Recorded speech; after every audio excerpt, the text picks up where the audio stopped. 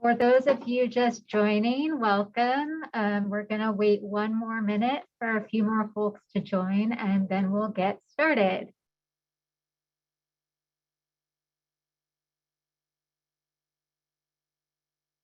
All right.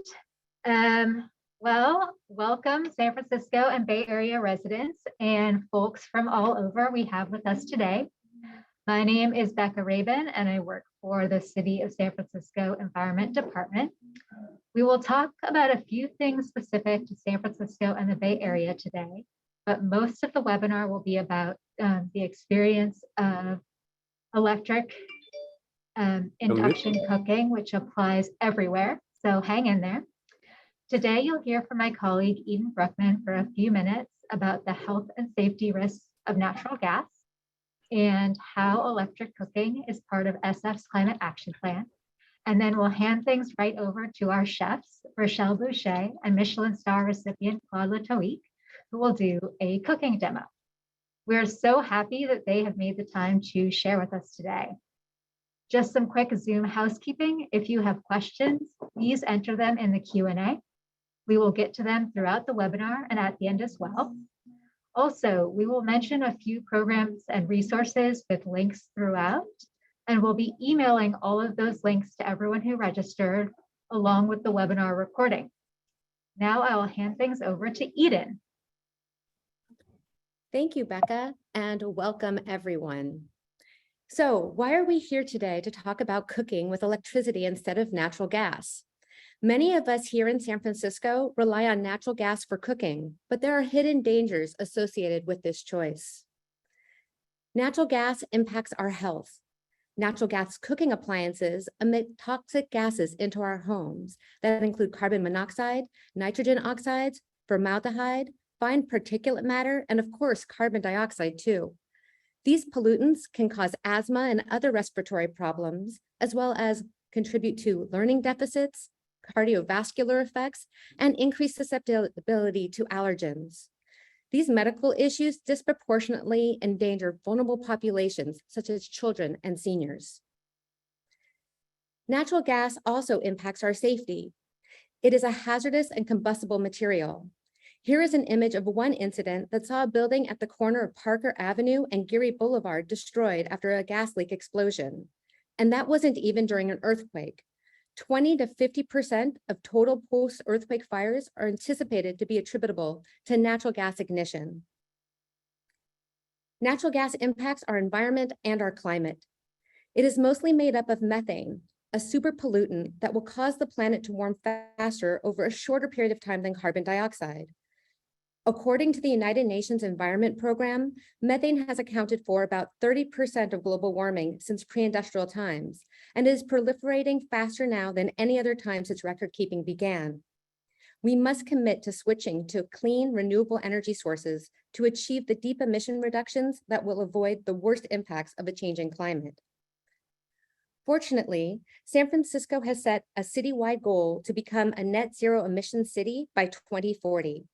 To support this commitment, we already passed policy eliminating natural gas from new construction over the last couple of years. Next, it will be important to develop policy for the electrification of our existing buildings, such as requiring electrification of appliances when they are due for replacement. So what do we mean when we say electrification? Electrification means switching from natural gas to electricity-powered appliances and equipment. Why electrify? Electricity in San Francisco is set to be 100% greenhouse gas free by 2025. So powering with electricity is a way to power with 100% greenhouse gas free energy in the very near future and avoids the health and safety risks of natural gas. San Francisco residents can even sign up for 100% renewable electricity now with Clean Power SF's super green option. It costs only about $3 more per month, less than a cup of coffee. The building operations section of San Francisco's 2021 Climate Action Plan outlines our approach to eliminate natural gas and transition entirely to clean, renewable energy sources. If you want to learn more about this, I encourage you to visit sfclimateaction.org. It's also worth noting that there are other appliances and equipment in our homes besides our stoves that also tend to rely on natural gas. Our water heater, space conditioning system, and clothes dryer can all be powered by electricity, just like there are options available for electric vehicles. This diagram calls out alternatives for all the usual suspects. Plus, installing solar photovoltaics allows you to source some of that energy right on site. The 9 Bay Area county governments have joined to form an organization called BayRen that offers homeowners free energy advisors and rebates up to $5,000 to help them make energy-saving and electrification home upgrades. One of these rebates is $750 to upgrade from a gas stove to electric induction cooktop, and it applies in all 9 Bay Area counties. As Becca mentioned, we'll email information to everyone who registered for today's webinar on how to access these BayRen rebates. And now I'd like to hand things over to Rochelle Boucher, one of the chefs that you'll hear from today. Everyone, how can you hear me now? Thank you so much. It's been an honor actually to work with the city on this incredible electric kitchen revolution, if you will. And Eden, I remember actually that explosion and when that happened. Also, I've been involved with electric kitchens for a long time. I've been a private chef for many years, but also a corporate chef for appliances. So it's my job really to learn all about appliances from gas to electric. And several years ago, actually about 10 years ago, I really fell absolutely in love with induction cooking. And just a few years ago, when Berkeley started out with the first ordinances, I knew I had something to say. And it was really an exciting moment because I understood very much. I've been working, and we'll meet these guys in a minute. I've been working in gas kitchens almost all of my life. And once you convert over to induction and an all electric kitchen, which you'll see today, it's just such a revelation. But I understood that so many people really didn't have that opportunity. So the confusion and the frustration and all of those things, I get it, I understand. I've devoted the rest of my culinary life to spreading this great news and discovering some of the real heroes of kitchen electrification. So Chef Rochelle, a huge shout out to Robert Roth, our producer today, and my partner with Kitchens to Life. And we're going to go right into who's here and where we are. So hello, chefs. Hello, Rachel. Hello. So first, I'll get to you in just a moment. Then I want to introduce Chef Claude Letohique. Chef, come right on over here. Let's talk about your background. This is such a bio. Recently, there was a news show that said, real chefs don't cook on induction. We're going to defeat that myth today. Please talk about your background, and then I'm going to ask you about where we are today. So I came in the United States in 2005, and I came to Las Vegas, where I stayed 10 years. I did work also on the induction kitchen, electric kitchen during these 10 years in Las Vegas. So the 10 years in Las Vegas, all electric kitchen the whole time? All electric kitchen. Amazing. Okay. So I came here in 2016 and to build this place. It was an empty building, six different floors. And it's a good thing to have an empty building is you can choose what you can put on the inside of a building. So we decided to do a full electric kitchen. Full electric kitchen. Great. And that was back in 2016, which is amazing. So we're going to talk about that in a moment. But when you were in Las Vegas in this all electric kitchen, it was good enough for you to achieve what? We got the 3-star Michelin, and I was also nominated for the James Beard Award. So James Beard Award and 3-star Michelin in an all electric kitchen. So it worked pretty well. Yeah. Cannot complain. Exactly. So talk to me about, let's talk about building this space, but talk about what is 165. It is quite a vision. So again, in 2016, you decided it was going to be all electric. But first, let's talk about what you have here so people can get in their mind what you can experience in this incredible place. So 165 is a building with 6 different floors and 4 different concepts, all food and beverage. We do have a first floor, which is a patisserie, where you can find croissant, viennoiserie, chocolate, everything, like patisserie boutique. You can grab a lunch, breakfast, lunch, tea, afternoon. There is always something going on the first floor. And on that first floor, like you're saying, it is, you can find stuff that's absolutely available for everyone. So something for everyone. Yes. And basically, to me, it's like traveling to Paris, but without having to buy a plane ticket. So I save you a trip. Yes, and we are at 165 O'Farrell Street, very close to kind of Macy's for people who know San Francisco. So that's the first floor. That's the first floor. The second floor, it's the kitchen also related to the patisserie, where we produce everything in-house. Everything is made in-house. Electric kitchen also. The third floor, it's our casual So second restaurant. floor is production only, chocolates, Production, pastries, Mhm. amazing. Sorry, Chef. The third floor, it's an open kitchen, full electric also, full induction, casual restaurant, open for dinner. The fourth floor, it's And the what's lounge. the name of the third floor casual restaurant? Bistro, the Bistro 165 Bistro and Grill. Fabulous. So we're up to More the third casual floor food. now. Exactly. So the fourth floor, it's our lounge and bar, where is no kitchen, just lounge for drinks. We serve food also on this floor. Incredible. And the 5th and the 6th floor are the fine dining, which is, we are here on the 6th floor right now on a kitchen. That's basically the 6th floor is a kitchen and also our private dining room, Nice. chef table. You can see, how the chef's cooking during the night time. That's incredible. So something for everyone, from incredible pastries downstairs all the way up to private chef's table. We are in a live kitchen right now. So yeah, you're going to hear some action. And I like that. As a matter of fact, I can't imagine doing a webinar in any other live kitchen and we'll talk about that. But Chef, you talked about why you built this electric kitchen. So briefly, talk about sort of why you made that choice, besides that it was good enough for you in Vegas to get lots of Michelin-Star. Why electric kitchens? Why induction? I know how it's good, to work with electric kitchen. I did work with gas when I started in my career, and I noticed it that with electric kitchen, I think spending like 10 years in Las Vegas, we didn't have any issue with having the staff getting burned,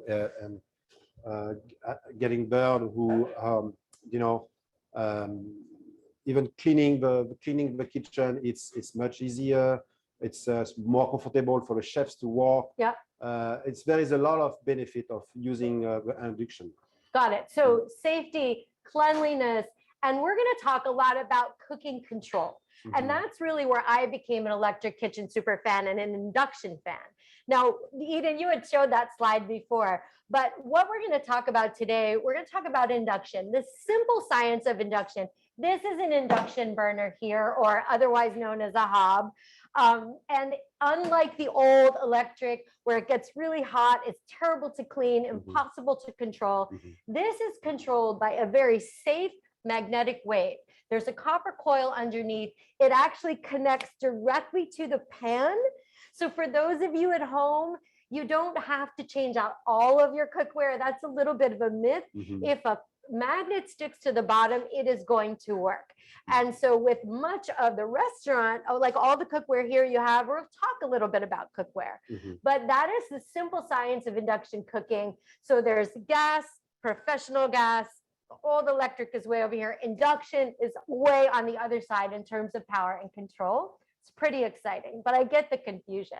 So we've talked a little bit about where we are, what we're doing. I want to introduce sous chef Ben Blaine. Come on over. Show us some of the beautiful items you can get downstairs. This is gorgeous. So show everybody this right there. Oh, are you kidding? Beautiful, right? Yes. So I'm going to come over. So Ben, I'm going to share my microphone. Can we hear Thank you, Ben? Sharon. Want me to hold it? Yes, sure. So talk about this. So you came, where are you from? A little bit of background. Yeah. So originally, I'm from Arkansas. I come from an all natural gas kitchen. So that's how I grew up. And so coming here, Both of us, yeah. right? We all Oh, lived exactly. gas before. I've been with Chef Claude for 2 years. And this was definitely my first experience with the all electric kitchen. That's great. Yeah. And so you followed Chef Claude. You kind of came out to work with him. Yeah, First exactly. fine dining experience. What was it like for you? Honest truth, because this is a hard thing for Yeah. people to convert from gas to electric. What was it like for you to completely change everything you knew about cooking into cooking on induction and all electric? Yeah, especially in a professional setting. Fine In dining? a fine dining setting, there was a learning curve for me. Yeah. I definitely burnt a couple pots. Yes. Definitely And then the opposite, I wouldn't cook things enough, you know? So there is But, a learning yeah. curve, but it took a little bit of time for you to Yeah, make those exactly. adjustments. Exactly. Got it. Would you go back to guess? No, I would never go back. I was brave enough to ask you that right on. Yeah, camera. no. The pros are much better than the cons. So we're going to talk more about pros and cons, and we're going to cook some stuff, and we're going to look at these beautiful pastries. So I'll jump back and we'll get started on cooking. Thank you. All right, everybody. Oh yeah, right in front of me. Yeah, right. Hey, the perks of my job, right? It's beautiful. So thank you so much. So let's talk about the cooking. So Ben, since you're not on mic, chef, if you can stand right up here, describe what we're going to be making and cooking today. And at the same time, we'll talk more about some of those myriad of benefits with induction cooking. So what is Ben making here? So Ben's gonna make like a mousseline, sauce mousseline. It's like we use crème fraîche with a yolk. Usually to do a mousseline. So this is a mousseline, a very, very fancy and beautiful sauce. Exactly. So crème fraîche, yolk, and lemon juice, salt, pepper. So that's what this sauce has been using. We use this sauce, sorry, at the patisserie downstairs, Yes. where we do croissant Benedict and with ham and cheese, ham, smoked salmon. So that's the sauce that we make downstairs. But why we wanted to make this sauce with you today is because normally when you make a sauce like that, a mousseline hollandaise, you use a bain-marie. Yes. Bain-marie, Yes. maybe you can explain, Rachel, Yes. what it is? So for bain-marie, so any of you that work with chocolate, any of you that work with fine sauces, you have to put, boiling water below. So, or double boiler also called, and a bowl or something on top. Now the challenges of that, first you have to boil the water, which takes twice as long to boil water on gas, even the highest power than on induction. Yeah. And then you have to constantly turn that up and down to keep that temperature under control. Yeah. So for doing it on induction, what is that difference, chef? So the difference is you can control the temperature very well with induction. Like it's even I can put my hand on the pot and like measure, the heat of the pot. So it's you can do that with a gas. You will burn yourself. So I don't need the induction. I don't need the bain-marie. So I just put my hand here. So it's just warm with the temperature that we need. Yes. And then it's faster. It's precise, and there is it's easier to work for sure. So we're just getting a little instruction. So where do we need to stand, Rob? Yeah, so we need, okay, don't want to block all of our chefs. Love it, thank you. You can let me know any of that. Great, so you can keep your hands on this, you can work on it. That's the thing I'm so used to. Look at this. Yes, you can even, we do joke in the kitchen for people who don't know what is addiction. You can put a bill of $1 under your pot. You will not burn your bills of $1. I love it. So you've got little, you joke on people and take their money and put the dollar bills underneath. So incredibly safe. And you've mentioned that safety. Then I know I have the same thing. I know you're not mic'd, but I have the same thing. Now when I turn on a big flame poofs up, I actually automatically step back, which I never did before. I just accepted the burns and the injuries. And we'll talk more. So you've got a sauce mousseline, you're able to control it.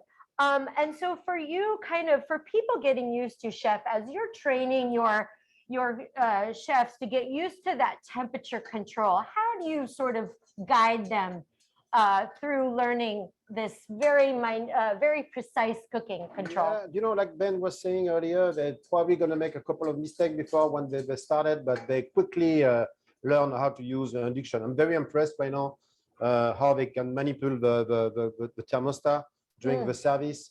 It's super fast, and then it's as soon as you touch the button, it reacts quickly. It shut down. We go fast. You can. It's very convenient to use. It's amazing. So the reaction time is so much faster. Very good. There's also that myth where gas is stronger, gas cooking is faster, and we're not. For you at home, you probably have anywhere from 12,000, maybe up to 20,000 BTUs in gas, British thermal units. That's how hot it is. With even the simplest induction, that is actually equivalent to over 30,000 BTUs. But so it's already more powerful. But at the same time, you are also not losing about 70% of that. So if you have 20,000 BTUs at home, almost 70 or 80% of that is going out into where? Into the kitchen, onto the chef, onto us, right? So for those of you at home, now, Chef, you've talked about that you fought to kind of get this kitchen built all electric back in 2016. Yeah, I did. Yeah. I did because I don't know. It was very complicated to convince everyone to go on full electric. I say, wow, it's a whole building. You're not going to take a kitchen with a gas, at least one kitchen. I said, no, let's move on and let's do it correctly and let's do it electric. And I think right now. So you had to convince people that it was going to be worth it. Very with simple things, like every day you save money with the electric kitchen.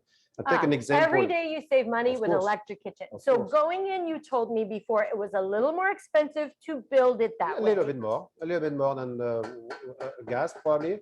But how do you save money with this electric kitchen? We save money every day, like when talking about maintenance, cleaning the kitchen. It takes like maybe a big stove like that. It takes maybe 5 minutes to clean the stove. We don't use also 5 minutes to clean the stove. That's it. So you remember, I remember, we all remember the days of cleaning the gas range top, cleaning the hoods.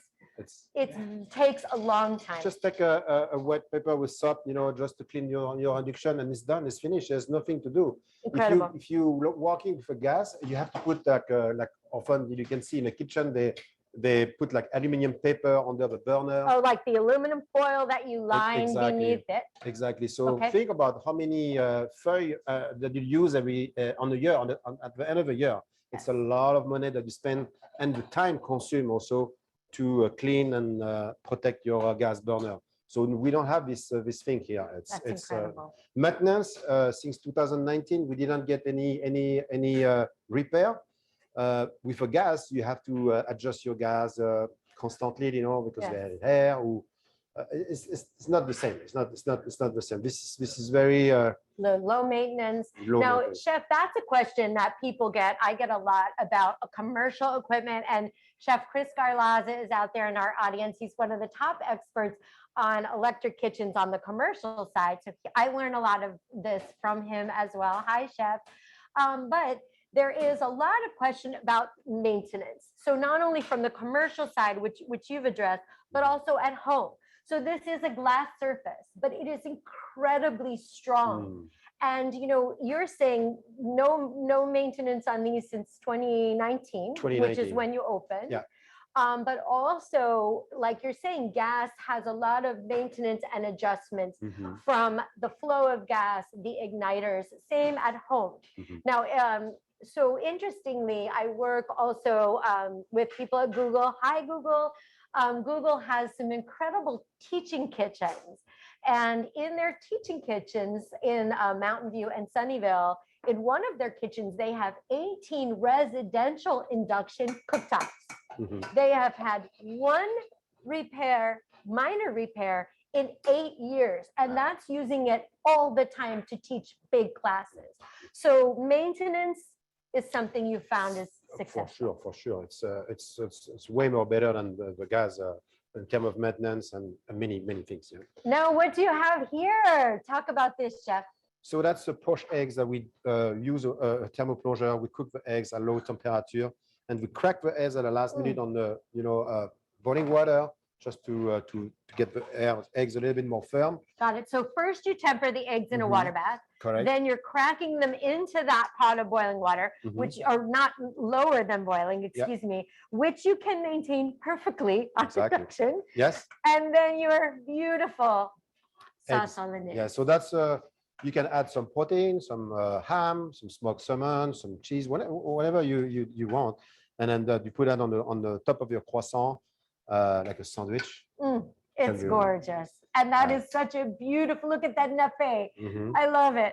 So and also with hollandaise, if you are running a restaurant, to keep the hollandaise at that perfect temperature is very, very difficult with gas. Yeah. So usually, again, with another bain-marie. Mm. So when you're running a big restaurant, you have in gas, you have all these pots full of water just to try to make temperature control. And one thing also that maybe Jackie can bring the customer. Yeah, bring it back. So one thing that you won't have also with the induction, you don't have the flame go on the side of your pot.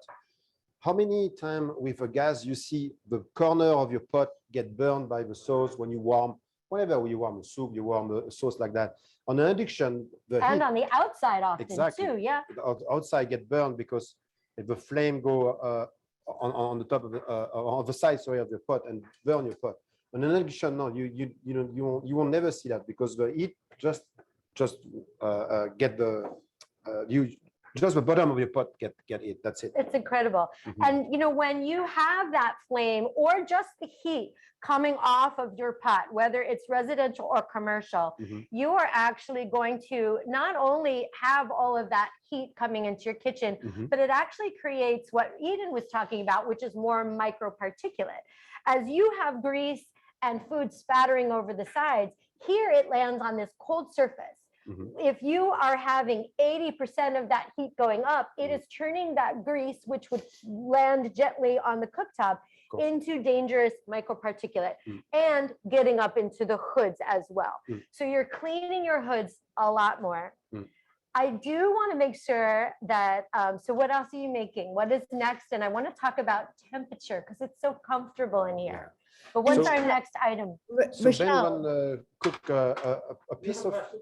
Oh, yes, we have a we have question a coming in. question Wait from the one audience. moment. Yes, I'm sorry to interrupt, but while we're No. on the topic, before we switch over, there have been some questions since you were talking about cooking eggs on, how do you understand how to set temperatures for cooking eggs versus cooking fish, or how to efficiently sear or roast? Like, how can you speak about controls through that lens?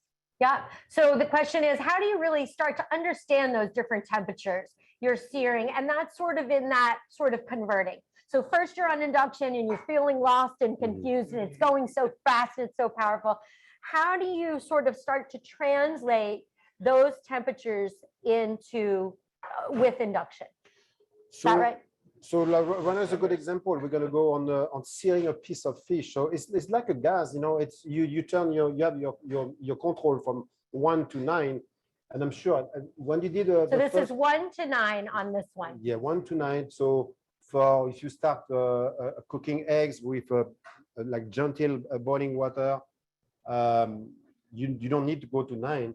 If you want to sear a piece of fish like we're going to do right now, so we want to sear pretty high, so we push the button to close to 9, and then we sear the fish. And then the good things with an induction, as soon as you turn the button to, for example, 9 to 4, boom, the temperature shut down right away, Yeah. And then this is why it's very it's very pleasant to work with that. It's amazing. So the temperature control is remarkable. When you are at 9, you go down to 4, it reacts instantly. So Instantly. instead of having to move your pans, yes, and also too, instead of looking down and trying to guess what that flame height is, I find for me that I start to understand 1, 2, 3. I start to know what those numbers are. So now if I do cook on gas, it's almost like cooking on an oven that has no temperature on the dial. Yeah. And you see, you start one time, fish, you go to 8, meat, you go to 9. You will find yourself by testing a couple of recipe, but you will find very quickly the good way to use your induction. I love it. So let's get this series. So this is sort of a thank you for that question. This is a perfect time to get this searing going. And again, we talked about the fact that the spatter is just going to land on this cold surface, but talk about how comfortable it is. I have actually been in here setting up on a Saturday night. Chef is very patient as we did this, and it is calm and cool in here like nothing I've ever seen. Now, part of that is your incredible personality, Chef. Thank you. But talk about comfort and safety, and how to keep your workers happy and safe. It's super Temperature. comfort because you like you see Ben, he took like you're always working on a clean surface. Whenever it's Oh, like you're working clean all clean the surface. time. Yeah, because you take off, you finish your pan, you got your towel, you just sweep your towel, it's finished. So there is no, it's super comfortable to work. You know, it's you don't get the heat during the service time that that can be very painful at the end of the service. Yeah. So they don't feel this heat anymore. You don't burn yourself. You cook very precise. It's modern. It's there is no way. So we're talking about utensils also. I did put voluntary like a nice coconut stove. Very antique coconut that Yes. work perfectly on induction. Because people think sometimes in an induction you cannot mijoter. Mijoter is a French term. Yes, It's cooking very slowly. very slowly. So Yes. here we did a eggplant compote since this morning. Yes. We didn't open the lids. I know that it's not going to stick on the bottom. Ah, It cooked very slowly at one. We just put at one, and then it's fine. On the gas, you cannot do that because you don't have much option. yes. Here you can keep a You warm. will always have to stir and make Exactly. sure that it's not sticking on the bottom otherwise. This no, with the stove and then the induction, we Yeah. good. We didn't touch the pot since maybe half an hour right now, and That's then incredible. that's fine. That's completely fine. And to because be we were able able to to- look, set it and walk away and do all the 1,000 things that Mhm. you have to do during the rest of the day is something that is an amazing change. So But sorry you to see about interrupt. the fish, we see the fish Ooh. very high temperature. Look at your with- skills. Look at that. Turn Look down the temperature. Now we are at a low temp because that's what we need right now for the fish, and it's perfect. It's It's amazing. perfect. And again, you don't mess around, on your stove. It's just take a clean Yeah, towel and that's it. That's It's clean. amazing. And so you touched on something important that I want to make sure people at home and restaurants know is that yes, the very cheap aluminum, all aluminum cookware is not going to work.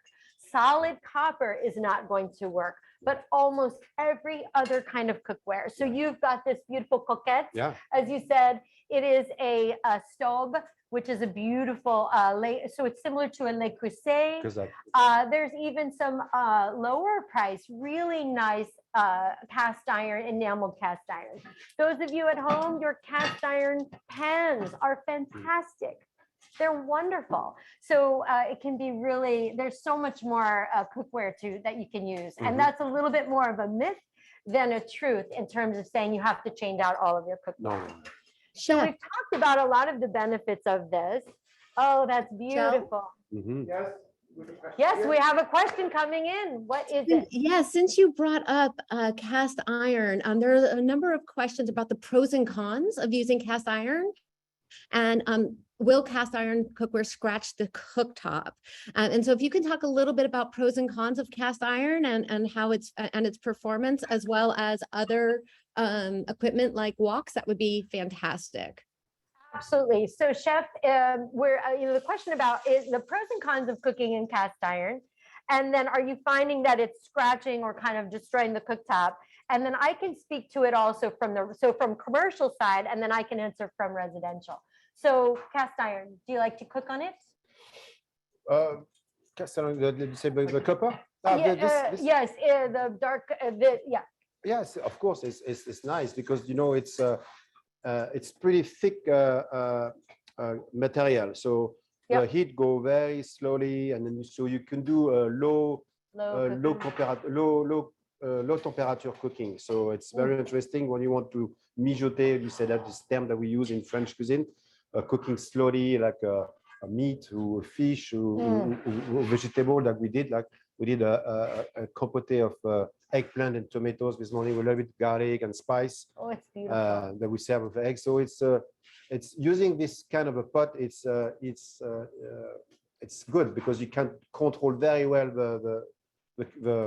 your temperature cooking. Do you find that it scratches the cooktop quite a No. bit? Not at all. No, No. not at all. Now, on the residential side, when you get into the more expensive residential cooktop or a commercial cooktop, you have even stronger glass. even more resistant to Mhm. scratching. Sometimes you get a little scratching in some of the residential cooktops that are not that are a little bit more affordable on Mhm. price. So if you have a very raggedy piece of cookware, you can actually use, do you have silpats? Mhm. Yeah. Super, yes. So there are silicone mats that you can use to lay down, and you can actually cook straight through that. So I wonder, Ah. maybe we can find one. But I have one at home because I have a big cast iron grill and griddle. It's really heavy. And so I cook that on induction, and I put the big silicone mat underneath it. I cook full heat on it, How you cook it? and it's perfectly fine. It Mhm. doesn't slow down the cooking. It doesn't scratch the cooktop. And every time I do it, I'm still a little bit amazed that it happens. Yeah. Almost, and that's the way I feel with all of this. Oh, that's gorgeous. That is gorgeous. I'm sorry, I got distracted. So do we have any other questions? Anything that we can answer from either the commercial or the residential? And then in a moment, I want to show you this gorgeous dish. Yes, we do have a question. I'm going back to the equipment about the wok. Someone feels that they Yes. have to give it up in order to switch to induction. So can you speak to that? I certainly can. Do you use any woks here? We Specifically? do not use a wok here. No, we don't have it. But I know I did a testing one time on the wok. It worked very well. You know, I know it's pretty amazing. You know, I wanted to do. I use only one time on my life. You know, cooking on a wok, but Yep. it was good. So at home, I have an inexpensive wok from the wok shop right over here in Chinatown. It works beautifully. Mhm. I have a fancy wok as well. That one works a little better only because the footprint on the bottom, the flat part, is a little bit bigger. So you can find very inexpensive woks that have that bigger bottom surface area. There are also on the commercial side, I know Chef Chris, I shouted you out earlier. He worked with Microsoft, and Microsoft developed an American version, well, not American in technique, but in electrical, a wok where it's a induction. It has the big bowl. You put the big giant round bottom wok right into it. And as Chef Chris says, it gets so hot so quickly, you actually have to turn it down. And you don't have to run water all day long to cool it. One of my contacts on LinkedIn, Iris Zhang, she sells commercial equipment, induction equipment in China. And she said, that's all I'm selling is induction woks right and left. So I understand the confusion. There's not a lot of chance to see induction woks right now, but they are remarkable. But at home, you have no problem. There's also the question of wok hay. And that is getting the wok hot enough to where you get a very special change in the flavor and polymers that happens in restaurant cooking. That cannot happen until you get almost to 50,000 BTUs. And wok hay, so it can happen at home, so you're not giving up anything, but wok hay can definitely happen on these induction woks that are made for commercial, and they're incredible. So it's something I've had a chance to play around with, and it's a lot of fun. Mm-hmm. The good thing also with talking about equipment, it's your pot and pan stay much cleaner than it is with using the gas, for sure. With the gas, you have the grease, you have Yes, and then you the burn burning. Yeah. So you're saving money in terms of labor, in terms of cleanup. It's amazing, you know. It's amazing, right? And then what about temperature? Because I know when restaurants get very, very hot, there's now actual laws that are trying to protect those of us that work in restaurants from getting so hot. So are you find that you're saving with ventilation, air conditioning, anything like that? Completely, you know, it's we do a service with not getting like any extra heat, you know. It's the temperature of the kitchen stay the same, you know, since the morning to the nighttime. So That's it's amazing. super comfortable. It's more healthy, you know. That's incredible. It's more healthy. So I want to show this dish. Talk about this. Show it let's lift it up and see. I don't know if you can see it very well, but it's gorgeous.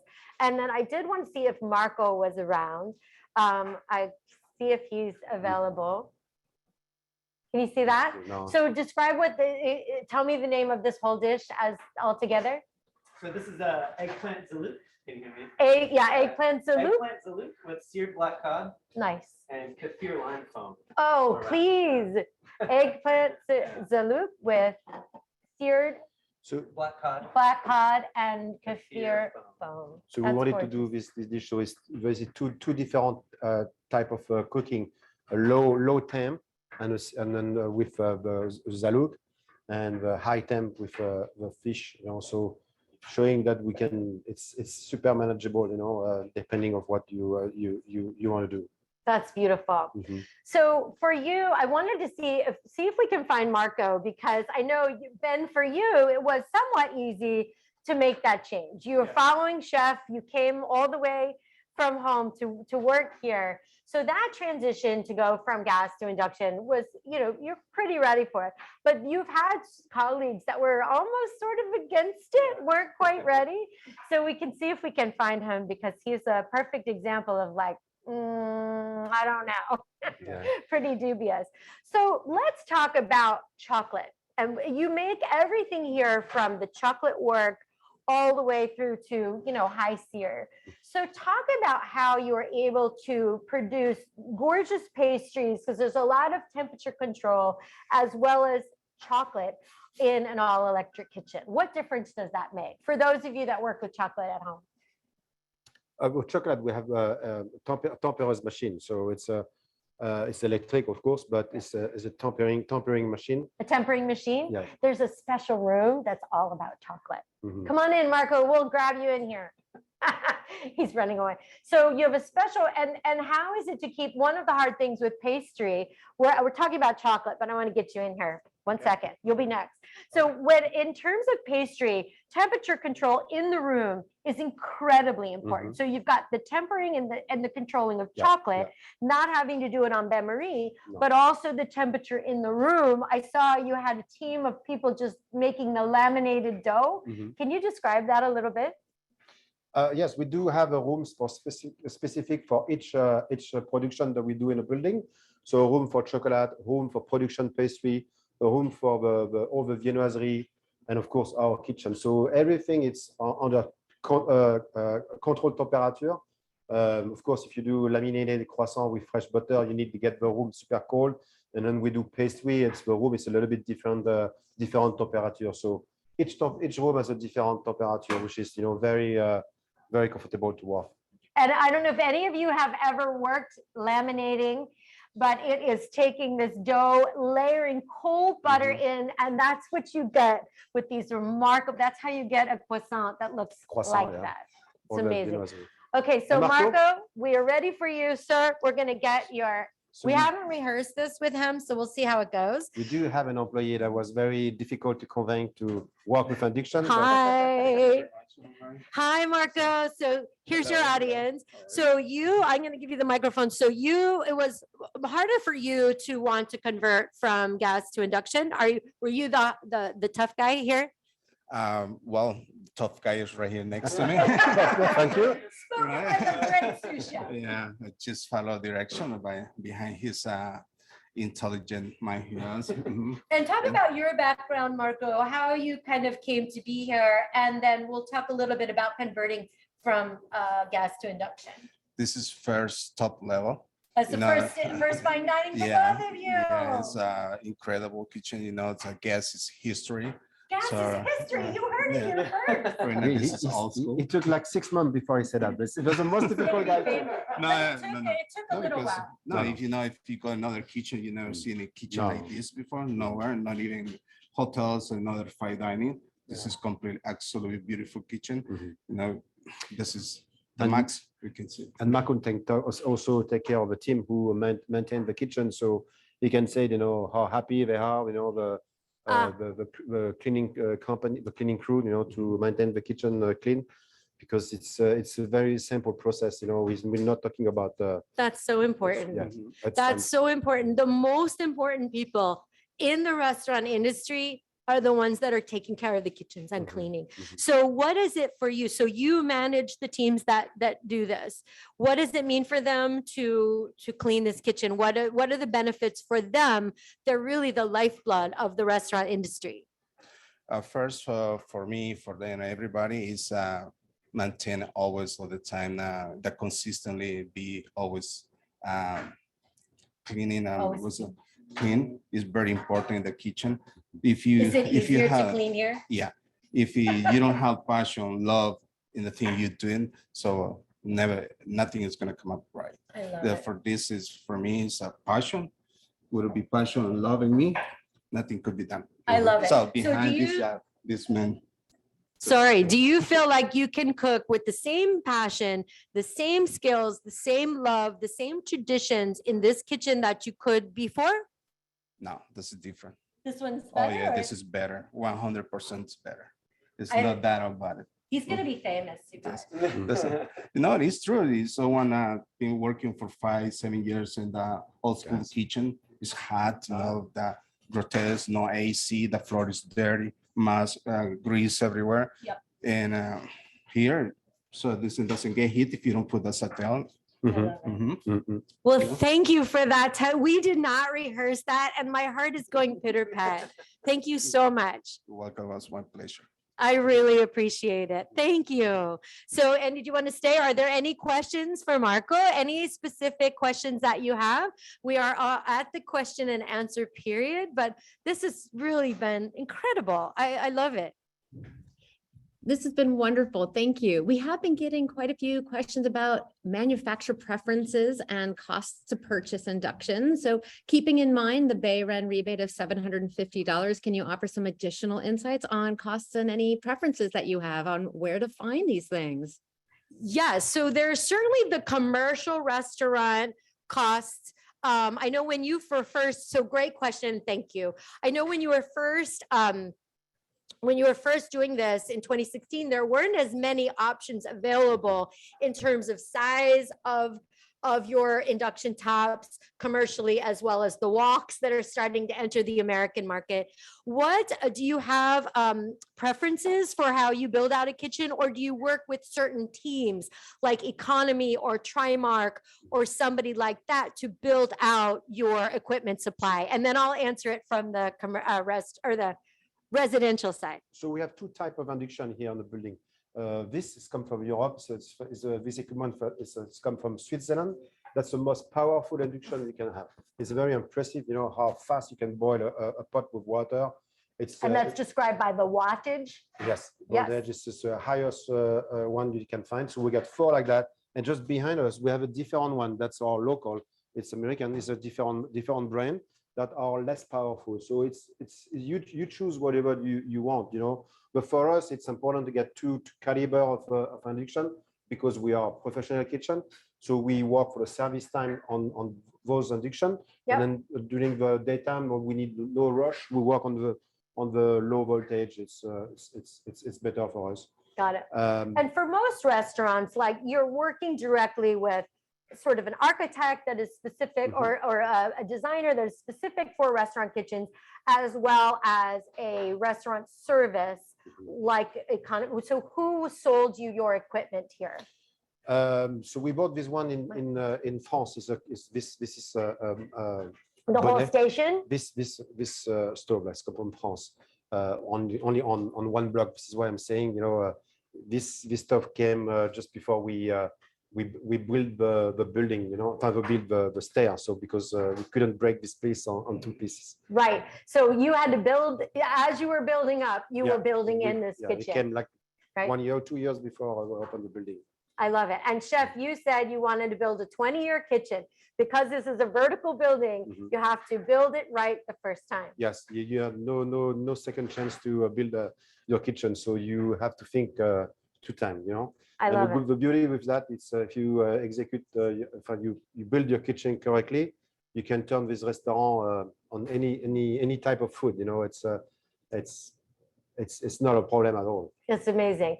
For me, on the residential side, there are great options in the very lowest price ranges all the way up to the highest price ranges. As you go up in price, you are seeing more power. Now, generally on almost all of the induction, whether it's a 30-inch cooktop or a whole induction range, 36-inch cooktop, you're going to always see sort of at least one very powerful area of cooking, hob, otherwise known. And that will boil water faster than any gas, I am telling you right now. As you go up in price, you start to see where you can have multiple pans super high. But again, things happen so fast anyway. You're seeing things like timers built in. You're seeing very fancy ovens below. So as you go up in price, you're also seeing things like a little bit stronger glass, things like that. So there are, like anything, like a car, you can get a great simple car and you can go all the way up to, there are now 48-inch induction ranges on the market. So for people who really want that, that look of that big range with like the French look with the big, beautiful hood above, you can still get that look and all the power of induction. So there's a huge difference out there. More and more now, however, the appliance companies are starting to put the induction in live. Usually it was only the gas that would be the example. Now they're starting to show off the induction, and I'm all there for it. So any questions? Any questions for Marco? Also, he's here to take any of your questions because I got to get his autograph because he said some really great quotes today. Well, we can. This could be a question for any of you, really. Noting one question from the audience was a question about there's no steam rising from any of the dishes or the cookware. Is that a condition of induction? If there's no odor emitted, how do you know when something is done?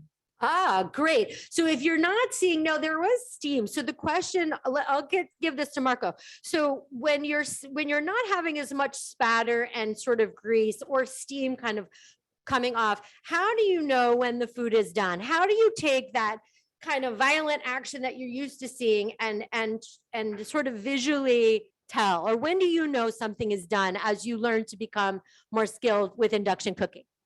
Actually, for that question, he's the expert right here. So I would say, I would say everyone it's the has same. timing for every specific item or protein you cooking. Yeah, at I the think time. it's pretty the same as you cooking with a gas. You can test your product. Like Ben, when he was cooking the fish, what happened in a pan, it's the same as cooking with gas. There is Good point. no change.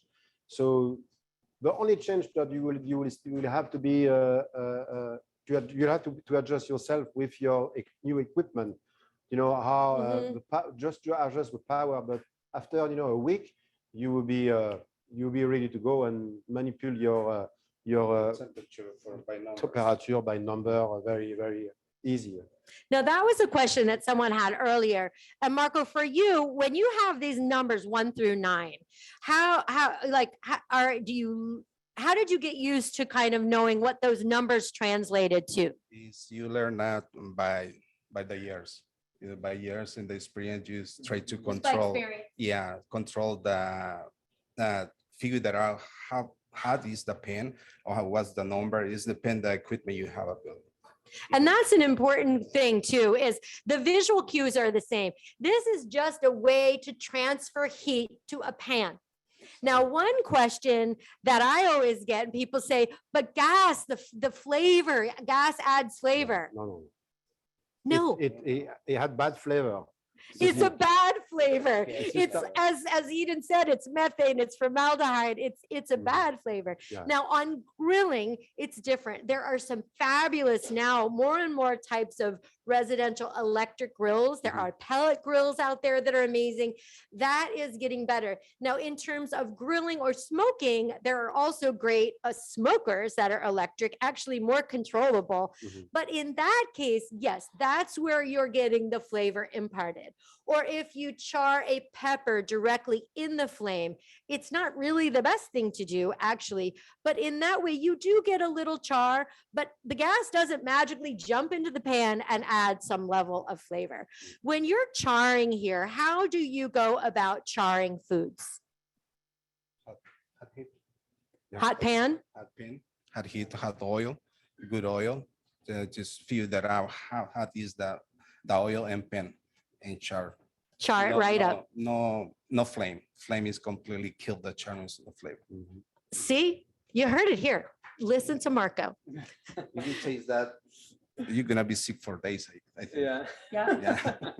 Now, what would for you as your keep the questions coming, but for you as your, we were saying earlier, Marco, now when we kind of turn on that gas and it sort of jumps up, we all sort of like step back a little bit now from it. For you, do you find that like it's pretty fun not to get like those burns, right? Now, the good thing in this one, when you cook it right here, it's not a gas. Every single drop of oil Yes. touch the flame, you burn yourself. And this one, Absolutely. you can spill a little bit of oil here, and nothing's gonna go on fire. We like to not get burned now, No, yeah. right? So questions, what else do we have out there? I love it. I didn't even address the fact that not only is there oil, the oil is becoming microparticulate, but it's also spattering more on your arms. I forgot about those burns. So what questions do we have? And I want to talk a little bit, we are almost at time. So I really want to, if we have any last questions, but I wanted to, first of all, thank everyone. This has been an amazing experience. We've sneak up in here several times and it's an honor. I consider this is a very special place for me. I want you all to come downstairs, join me for a pastry, join me for a croissant. There's something for everyone in this building. We want to please invite everybody down to visit you. And then I want to let everybody know that the San Francisco Greenbuild, International Greenbuild Conference is coming November 1st through 3rd. So I hope that everybody that comes to that Greenbuild comes here and has a snack downstairs or dinner upstairs and celebrates this incredible electric kitchen and your vision and all your hard work. Thank you so much. Any last questions? I think I'm going to kick it back to you guys at the Department of the Environment, because we have, again, we want to remind you there are great rebates out there. There's even more coming, but I hope you've been inspired as much as I have. And if you want their autograph, you can come here and buy a coffee. Yeah, a couple raised hands. I want to make sure we have time. Let's get to the last part with the Department of the Environment. And then if we have another moment, we'll answer those questions. We're happy to stay for another minute, but I want to respect everybody's time out there. So rebates or any of those, a little reminder of the local Bay Run rebates. Yeah, well, first of all, I just wanted to say a very big thank you to our chefs, Rochelle and Chef Latoik. Next slide.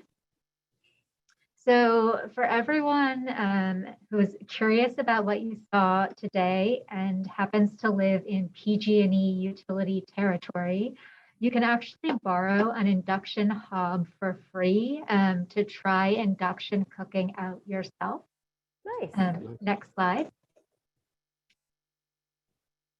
And for all of you Bay Area residents who are ready to switch off of your own gas stoves to go to electric induction, I encourage you to take advantage of the $750 Bay Run rebate while it lasts. We'll email out more information on accessing this rebate. And if you have questions, I highly recommend reaching out to a free Bay Run Home Plus Energy Advisor. They are a unique resource. They're independent third-party experts paid for by local Bay Area government to advise you on home energy upgrades, and they can answer your electric induction cooktop questions and your other questions on electrification and energy efficiency upgrades. We'll email out their contact info too, or if you requested to be contacted by an advisor during registration for this event, look out for an email from them shortly. Next slide. Right. Lastly, the SF Environment Department will provide a total of $450,000 over 2 years to community-based organizations to build community capacity and resources in San Francisco's most impacted neighborhoods. If you have a commercial gas kitchen and would like to convert to all electric, SFE has a grant available to install induction. Again, I will send out that link. Looks like we are just out of time. So thank you everyone for joining today and hope you all have good afternoons. Thank you, everyone.